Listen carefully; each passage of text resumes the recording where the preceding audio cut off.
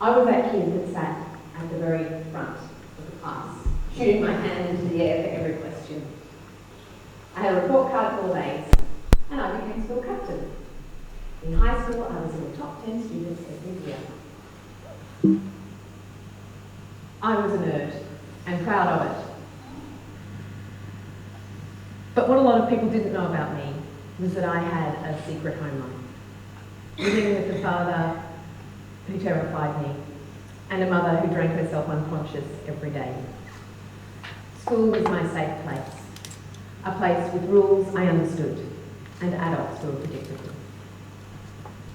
Just before I entered year 12, Mum's drinking reached a crisis point, and she decided she needed to move to live with her parents while she went into rehab, in a city 700 kilometres away. And I decided I wasn't going with her. This meant that for my entire year 12, I lived without any parents. At first, I was scared I was going to be discovered, and someone would put me into foster care or send me to live with my dad. But I managed to scrounge money together from Oz study payments and working part-time in the shoe shop to pay the bills and buy food. Every time a note came home from school, I forged my mum's signature. And at the end of the year, no teacher found out. I had spent my whole life selling people the story that everything at home was fine, always expecting someone to see behind the lie to what was really going on. But no one ever did. The stories that happen in our lives are powerful things. Whether we're aware of them or not, they sit inside us like living beasts, telling us how to feel about ourselves and other people. They compel us to move towards some things and away from others. Some of our stories are easy to live with, like winning a prize for art or getting to go to a rock concert. These are the ones we all post on social media. But there are other stories that are more difficult to live with. These are the ones most of us try to ignore. My dad had one of these stories. Dad was one of the 19,000 Australians conscripted to fight in the Vietnam War. When his birthday was drawn out of the barrel, the life he'd been making for himself, getting engaged to my mum, winning Queensland Apprentice of the Year, was cast aside so he could fight for his country. While his friends' lives got to continue as they were, he was sent into a war zone. In Vietnam, he was told never to let his guard down because the enemy were like ghosts. They could be a metre away from you and you wouldn't even know it. Sniper fire could come from anywhere, so you better keep your eyes on the trees.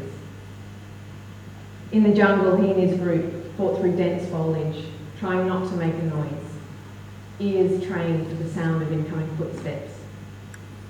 Sometimes a rope was tied between them. And if they saw the enemy, they used hand signals, tugged on the rope to communicate where and how many. He slept in the jungle at night. Sometimes he was sprayed with Agent Orange from the planes that flew overhead. Not everyone made it out alive. His best friend Shorty was killed. Dad was in Vietnam for a year. He was flown back to Australia by plane and arrived in the dead of night. There were no parades to greet him. Everyone expected him just to move on with his life and act like the war had never happened. And that's what he did. When he ran into friends who hadn't seen him since before his service, a lot of them assumed he'd been on holidays. He didn't bother to correct them. Growing up, Dad rarely mentioned his part in the Vietnam War. He didn't take part in any marches. He didn't socialise with the men he'd served with. He didn't tell his story to my mum, or to me, or to a counsellor. What he did was bury it, put the war behind him like everyone expected him to. But a story as big as a war cannot be contained by one man. Human beings are social animals. We're not designed to each carry our story alone. There's a price you pay if you try. My dad died when he was 52. He died of melanoma cancer they say was related to his exposure to Agent Orange. But I think he also died from the story he hadn't told.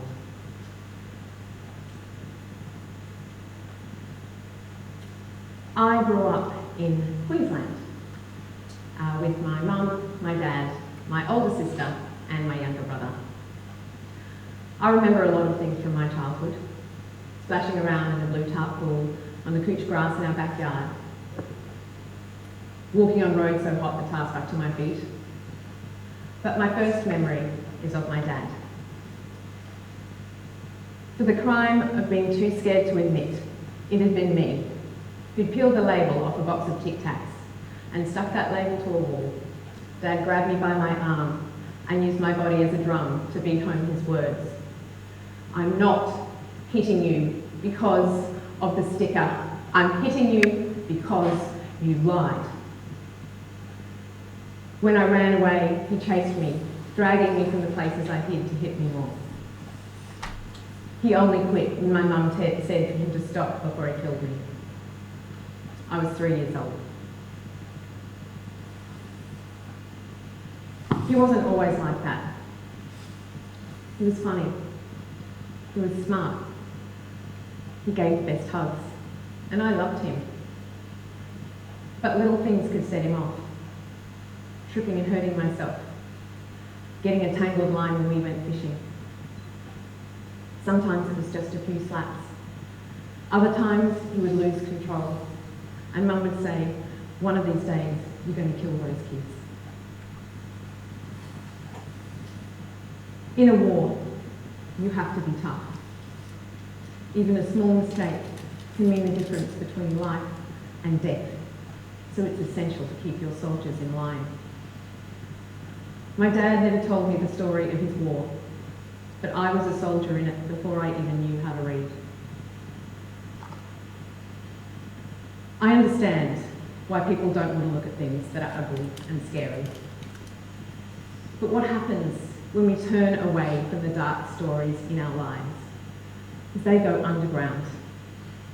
Hidden in the darkness, they become infused with shame until it's difficult to tell where they end and we begin. That's the way shame works. It doesn't separate you from your stories. It binds you to them. It says, it's not what happened to you. It's not what you said or what you did. It's you who are wrong. The only antidote is to bring your stories into the light. If you don't, they'll become reckless in their demand for your attention. They'll pound on your chest at 4 a.m, flood your brain with dreams so vivid it's difficult to tell if you're living in the past or the present. They will shoot arrows out of your mouth at the people you love most. I now have children of my own, and I am determined my story will not be passed on to them. But when I was in high school, I hated the idea that someone might find out what was happening for me and look down on me, or worse, feel sorry for me. When I finally made it through high school and university and moved to Melbourne, I was delighted to think I had left that other life behind me.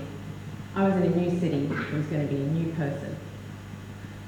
But that's not the way these stories work. In quiet moments, a window would open and memories would flood in. I'd be 5 years old and I'd cut my foot open on a piece of jagged metal.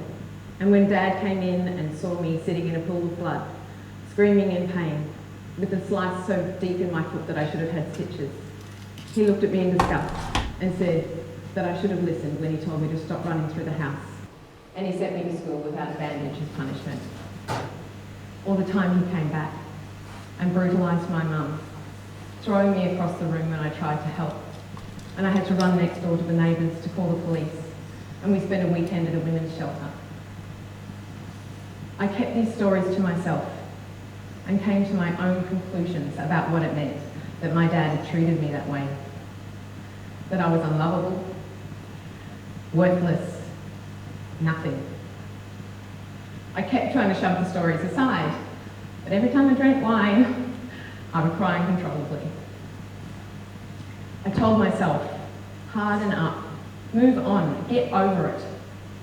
I reminded myself there are people out there who have stories a lot worse than yours. For a long time, I thought that meant I wasn't entitled to any help. But this isn't a competition. Every person is fighting a battle we know nothing about. It might be trauma. It might be an eating disorder, the death of someone you love, anxiety, depression. The story doesn't matter. What matters is having the courage not to look away. At first it hurts. I felt like I was peeling off my skin when I first started telling mine. But gradually, the pain gets less. And you come to realise your stories aren't the boogeyman. They have a beginning, a middle, and an end. And more importantly, they start to feel separate to you. You can't make your stories disappear, but you can find a better way to live with them. One of the stories I've brought along here with me today is the one that says, I'm not good enough to be here. It says, who do you think you are? You haven't got your life together. You still cry and get overwhelmed. Who are you to talk to anyone about anything? But I've heard this story before. I know it's trying to protect me because it thinks if I stay small, then no one can ever hurt me again. But to the story I say, I know you're trying to help me, but I don't want shame to win, so I'm going to speak. It's when we embrace these beasts we've been fighting our whole lives, we come to realise we are bigger than them. We are the multitude of our stories, not just one. So the next time a voice in your head says, give up, stay small, don't speak out, don't pretend it isn't there, but whatever you do, don't listen to it. You can't change what's happened in your life, but your past does not have to define your future. Find a place for your stories, all your stories. Own them so they don't own you. Thank you.